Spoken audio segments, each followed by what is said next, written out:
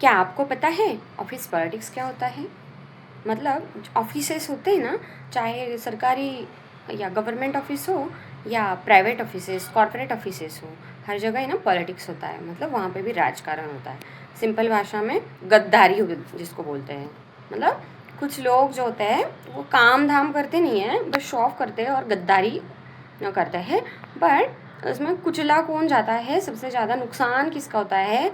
गद्दारी किस व्यक्ति के साथ की जाती है, या किस व्यक्ति को बकरा बनाया जाता है।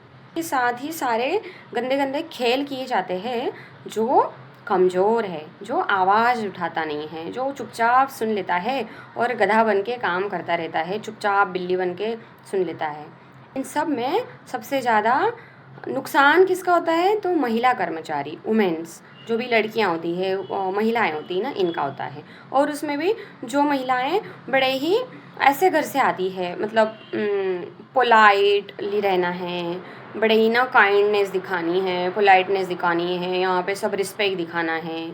तो मेरा उन महिलाओं से, उन लड़कियों से कहना है, और कुछ लड़के भी बेचारे बड़े संस्कारी घर से आते हैं ना, वो भी ये सब में ना कुचले जाते हैं और इन सब ऑफिस पॉलिटिक्स के शिकार बनते हैं। तो ऐसा नहीं है सिर्फ महिलाएं, पुरुष भी बनते हैं या लड़के भी बनते हैं ऑफिस पॉलिटिक्स के शिकार। बट जो बड़े संस्कारी घर से आते हैं और वो सोचते हैं ऑफिस में बड़ा रिस्पेक्ट रखना है सीनियर्स का, बड़े लोगों का, मैनेजर हो, लीड हो, मतलब बड़े लेवल पे है उनका, या अगर मतलब अपने कलीग्स भी है, सबका सम्मान रखना है, रिस्पेक्ट रखना है, बड़ा पोलाइटनेस से बात करनी है, और बहुत अच्छे से बर्ताव करना है।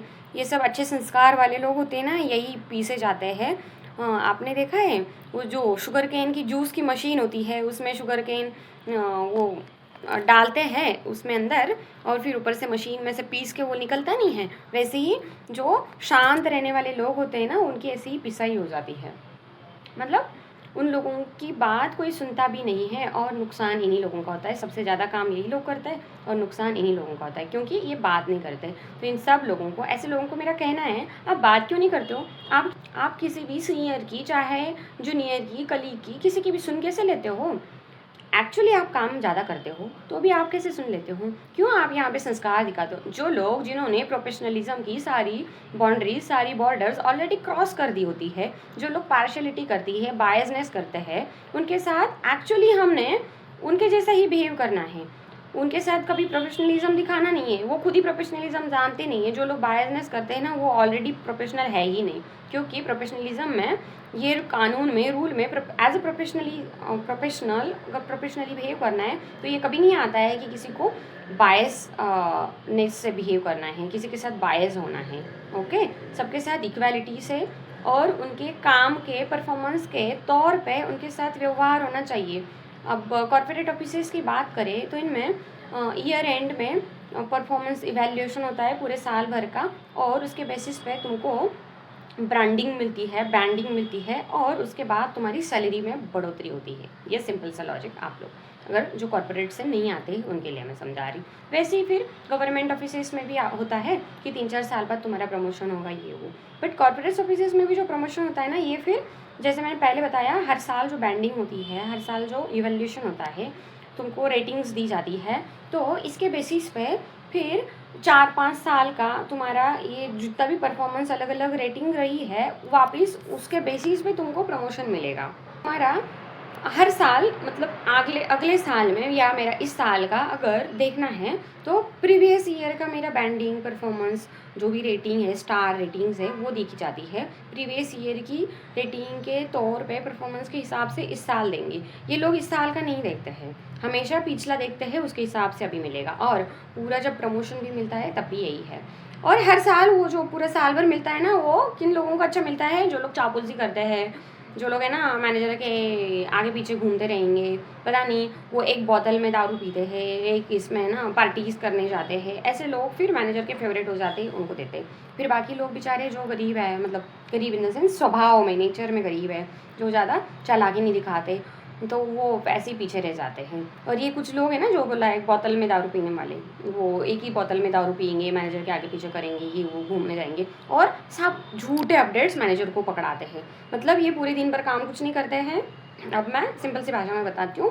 उनको मतलब टीम में ऐसे 5-6 लोग अगर होंगे, ये लोग काम कुछ नहीं करेंगे जो चापलूसी वाले हैं ना, बट टीम का जो भी पूरा काम है ना, उसका स्टेटस पूरे दिन भर का ये ले लेंगे और इवनिंग में जाके या नेक्स्ट डे मॉर्निंग में जाके मैनेजर को, लीडर को जाके बता देते हैं, ये काम हुआ है, ये प्रोग्रेस हुआ है, ये अपडेट हुआ है, ये क्लाइंट को अपडेट दिया हमने, इतना सारा प्रोग्रेस हुआ, ये स्टेटस है, इन प्रोग्रेस, ये टू डू है, ये ऐसा आगे करेंगे, फिर जो फेल हो गया मतलब ये पूरा स्टेटस, इसके ऊपर हमारा रेट्रोस्पेक्टिव क्या होगा, ये सब जाके ये मैनेजर को बताते हैं। मैनेजर को लगता है अरे बड़ा मेहनती बंदा है, इसको दे दो बड़ा। फिर मैनेजर पूरे साल भर इसकी सुनता रहता है, ये मैनेजर को जाके झूठे मूठे अपडेट बताता रहता है, और इसकी अगर पर्सनली या ऐसी ही टीम में किसी के साथ इसको दुश्मनी करनी है, उसके बारे में भी गलत गलत ये मैनेजर को जाके बताता है। मैनेजर को क्या पता होता है, मैनेजर जनरली क्लोजली मॉनिटर ही नहीं करते हैं। मैनेजर इसी बंदे के, फिर मैनेजर को बाद में ऐसे मतलब इसके ऊपर भरोसा हो जाता है, ये इसी बंदे की या इसी बंदी की बात सुनते रहता है, ऐसा होता है।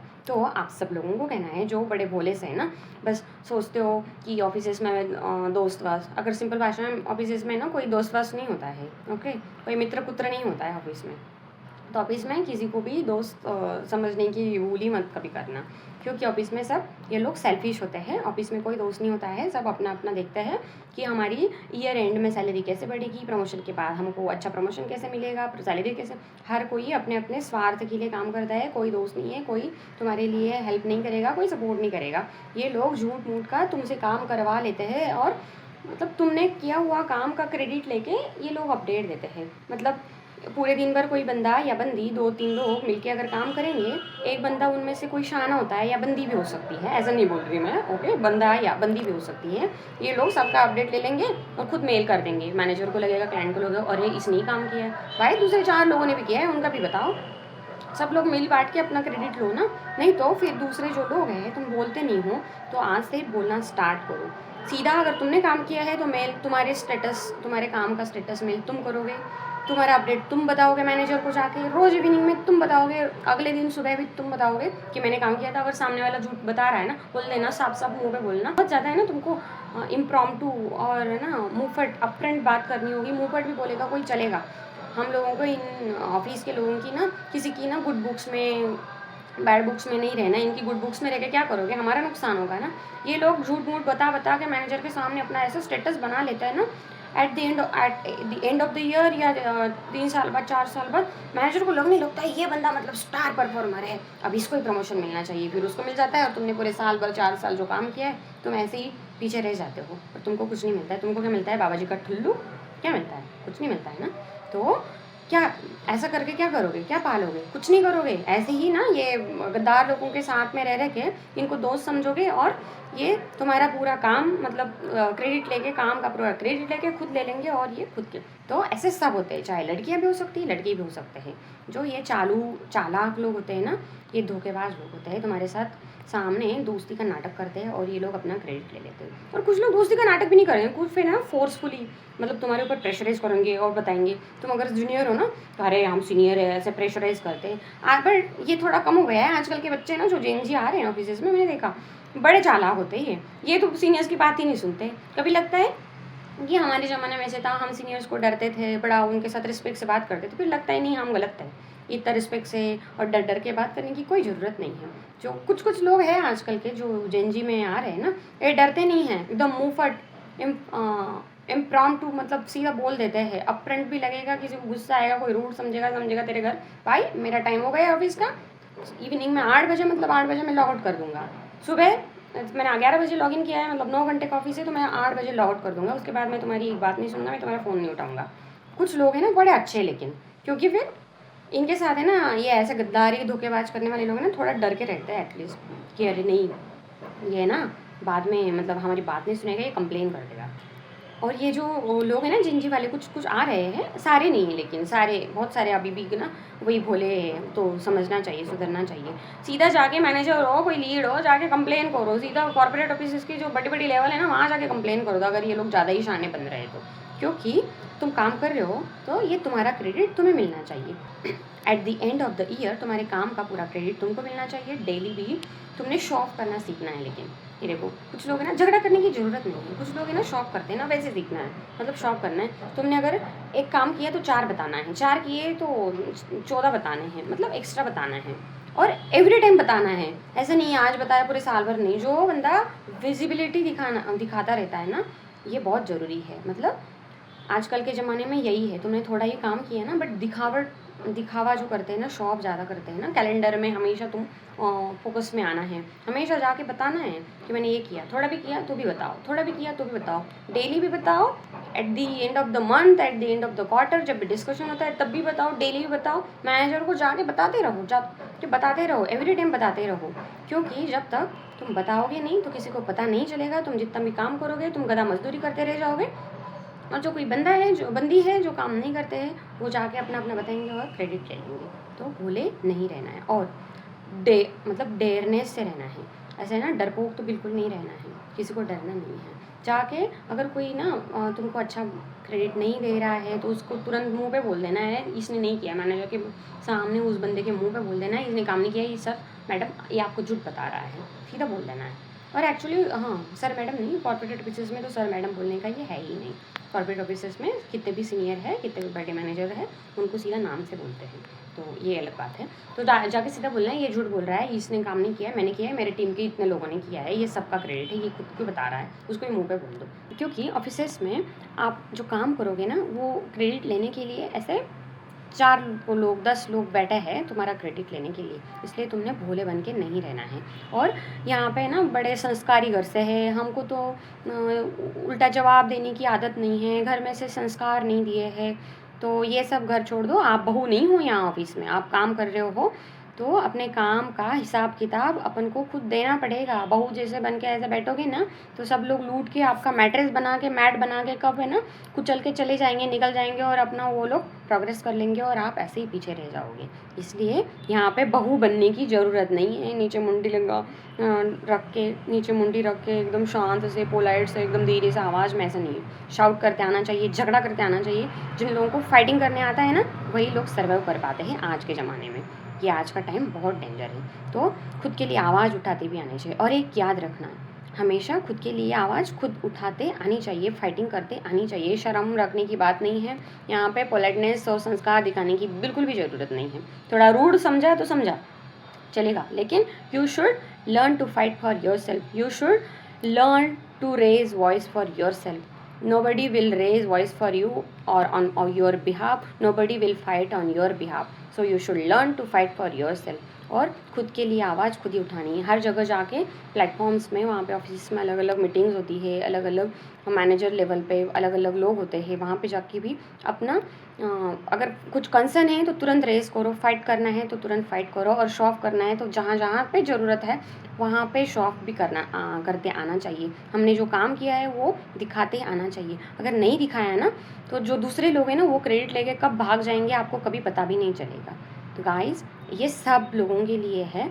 ये मैंने पहले लड़कियां इसलिए बोला कि लड़कियां भी ऐसी बहुत सारी ज़्यादा है, वो ये षड्यंत्र में, इस कॉन्स्पिरेसी में अटक जाती है और भोली बन के रहती है। लेकिन लड़कियों को सबसे ज़्यादा मेरी गुजारिश है, मेरी विनती है, प्लीज़ प्लीज़ वॉइस रेज करो और करो, अपने खुद के लिए स्टैंड करो और खुद के लिए वॉइस रेज करो।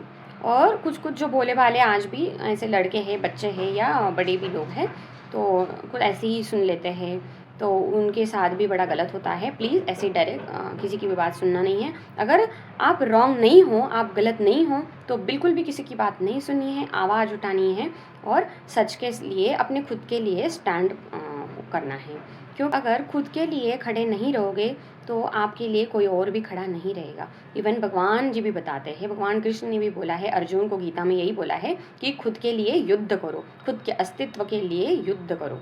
तो युद्ध मतलब यही, खुद के लिए आवाज़ उठाओ, अपने खुद के राइट्स होते हैं ना, हमने जो काम किया है और उसका रिटर्न में हमें जो आउटपुट मतलब सैलरी मिलती है या कुछ अवार्ड्स मिलते हैं, कुछ रिकॉग्निशन मिलता है, तो वो हमारा काम का ये आउटपुट है, फल जिसको बोलते हैं।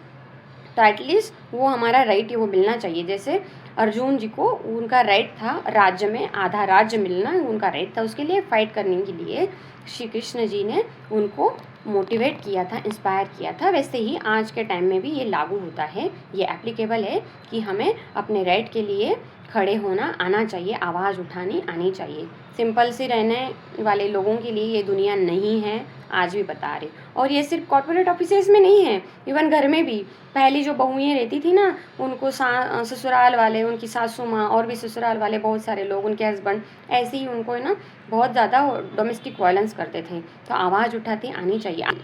आजकल की जो बहुएँ हैं ना, उनको भी मैं अपलॉड करती हूँ कि बहुत डेंजर हो गई है, मतलब वो सुनती नहीं है बात, और उनके ऊपर कोई डोमेस्टिक वायलेंस करने के लिए सोच भी नहीं सकता है। वो सीधा बोलती ठीक है, मैं आज ही थैला उठा के भाग जाऊँगी, देख लो फिर आपको कोई बहू मिल गई तो देख लेना। वो सीधा भाग जाऊँगी, ऐसी धमकी दिखाती है और किसी की भी सुन के काम नहीं कर लेती है। नहीं तो पहले ऐसा था ना, बहुओं के साथ बड़े गलत अत्याचार होते थे कि उनको है ना पूरा मज़दूर नहीं, स्लेव जैसा काम कराते थे। बहुत बहुत गंदा होता था, उसके ऊपर भी हम बात करेंगे। तो स्लेव जैसा काम कराते थे और उनके ऊपर बहुत अन्याय अत्याचार होता था। आजकल थोड़ी अच्छी हो गई है महिलाएं, जो है ना थोड़ी डेयरिंग दिखाती है और सुनती नहीं है, बिल्कुल सुनना नहीं है। क्योंकि जो ज़्यादा सुनता है ना, ये सब फील्ड्स में एप्लीकेबल है, चाहे पॉलिटिशियंस है, बड़े बड़े पॉलिटिक्स लेवल पे चले जाओ, चाहे बड़े बड़े जियो पॉलिटिक्स लेवल की बात कर लो, कॉर्पोरेट्स में, जॉब में, हर जगह ये एप्लीकेबल है। तुम ज़्यादा भोले भाले रहोगे और ज़्यादा संस्कारी रहोगे ना, तो तुमको लोग ऐसे ही लूटपाट करके तुमको छीना झपटी करके तुमसे लूट के चले जाएंगे। हम ज़्यादा संस्कारी बन के रहेंगे और पोलाइटनेस दिखाएंगे ना, तो हमारा लाइफ कुछ भी नहीं बचेगा। तो कभी भी फाइट करते आना चाहिए और राइट के साथ, जो राइटियसनेस है उसके साथ खड़े होना आना चाहिए। तो गाइस, आपको ये वीडियो कैसे लगी प्लीज़ कमेंट में बताइए और लाइक कीजिए, ज़्यादा से ज़्यादा लोगों तक ये वीडियो शेयर कीजिए और मेरे चैनल को सब्सक्राइब कीजिए अगर अभी तक नहीं किया है तो। मिलते हैं नए नए ऐसे ही इन्फॉर्मेटिव वीडियोज़ के साथ, तब तक ख्याल रखिए अपना।